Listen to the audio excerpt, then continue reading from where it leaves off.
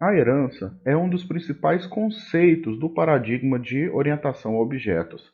Ela permite a reutilização de código por meio da criação de novas classes que são baseadas em classes já existentes. Isso fornece o suporte ao conceito de classificação hierárquica, porque as novas classes criadas, elas herdam todos os métodos e todos os atributos das classes em que elas se baseiam. No exemplo, nós temos que a classe conta, ela é a superclasse ou classe pai das classes conta corrente e conta poupança. Sendo assim, conta corrente e conta poupança, elas herdam todos os atributos e todos os métodos da classe conta. E além disso, elas podem se especializar, ou seja, elas podem ter novos atributos e novos métodos, ou ainda reescrever os métodos que elas estão herdando da classe pai. Quando eu digo reescrever, eu quero dizer que essas subclasses ou classes filhas, elas podem modificar o comportamento dos métodos que elas estão herdando na classe pai. Nesse slide, temos a implementação em linguagem de programação PHP da classe filha conta corrente como uma subclasse da classe conta, conforme apresentado neste diagrama da UML. Na linha 2, definimos isso ao escrever que a classe conta corrente extends a classe conta.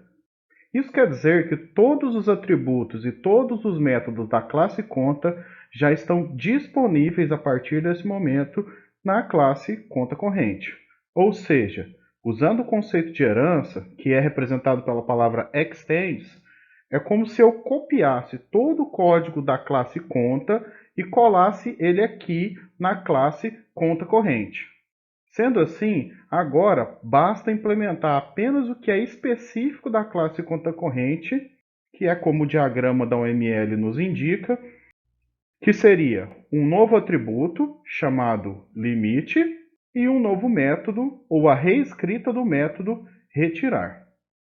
Esse novo atributo, basta a gente indicar ele colocando qual que será a visibilidade do atributo e o nome dele.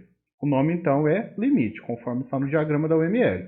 Nós veremos mais detalhes sobre visibilidade em aulas futuras. Como a classe conta corrente possui esse novo atributo que não está na sua superclasse, convém então que a gente reescreva o construtor da classe conta corrente para poder inicializar este novo atributo toda vez que instanciarmos um objeto da classe conta corrente. Então, nós reescrevemos o construtor simplesmente escrevendo uma nova função com o mesmo nome, que no caso de construtor é o underline underline construct.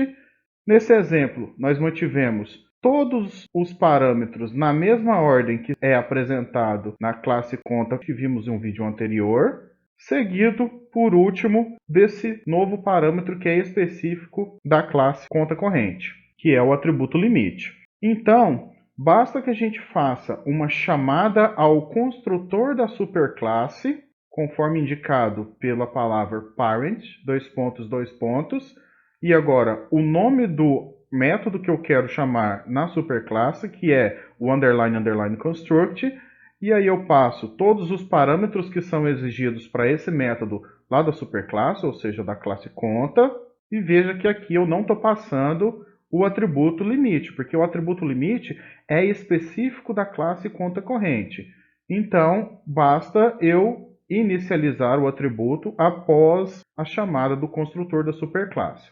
Isso quer dizer, então, que no construtor da classe conta corrente, primeiramente eu chamo o construtor da superclasse para inicializar todos os atributos que já são inicializados lá na classe conta, e depois eu inicializo o atributo que é específico da classe conta corrente, que nesse caso somente é o atributo limite. Posteriormente, basta fazer a reescrita do método retirar, porque o método retirar, para a classe conta corrente, foi definido que ele deve ser reescrito, porque ele vai ter um comportamento diferente do método retirar da classe conta.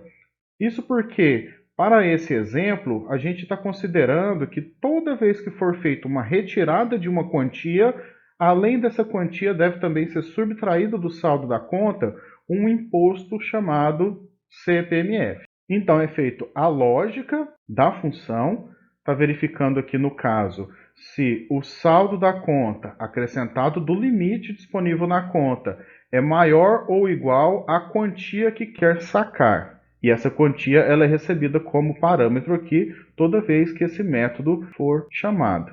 Então são feitas duas chamadas ao método retirar que está lá na superclasse, ou seja, basta primeiro retirar essa quantia e depois fazer uma retirada do valor referente ao imposto. Como o método retirar já está escrito na classe conta, basta fazer a chamada a esse método, da mesma forma que fizemos a chamada ao método construtor, ou seja, escrevendo a palavra parent, seguido de 2 pontos e seguido do nome do método que está na superclasse, que é o método retirar. Esse método, então, está já implementado na superclasse, que é a classe conta. Caso o saldo somado ao limite seja menor do que a quantia, então, nesse caso, apenas vai imprimir a mensagem na tela que a retirada não é permitida por falta de saldo e vai retornar um valor falso. Do contrário, retorna-se um valor verdadeiro. E então, terminamos o exemplo da instanciação da classe conta corrente como uma subclasse ou classe filha da classe conta. Vejamos que esse é apenas um exemplo de instanciação desse diagrama da UML. Um programador diferente, com uma outra lógica de programação, poderia fazer uma implementação diferente desse mesmo diagrama da UML aqui. Neste slide, temos a implementação da classe filha conta poupança, que segue basicamente o mesmo que vimos anteriormente para conta corrente. Ou seja, basta informarmos que a classe conta poupança é uma herança da classe conta, o que estamos fazendo aqui na linha 2, ao utilizar a palavra extends e informar qual que é a superclasse que vai servir como base para esta nossa classe, que nesse caso é a classe conta, ou seja, class conta poupança extends conta. A partir desse momento, então, todos os atributos e todos os métodos da classe conta estão disponíveis também na nossa classe conta poupança. Agora, temos que implementar os atributos e os métodos que são específicos de conta poupança.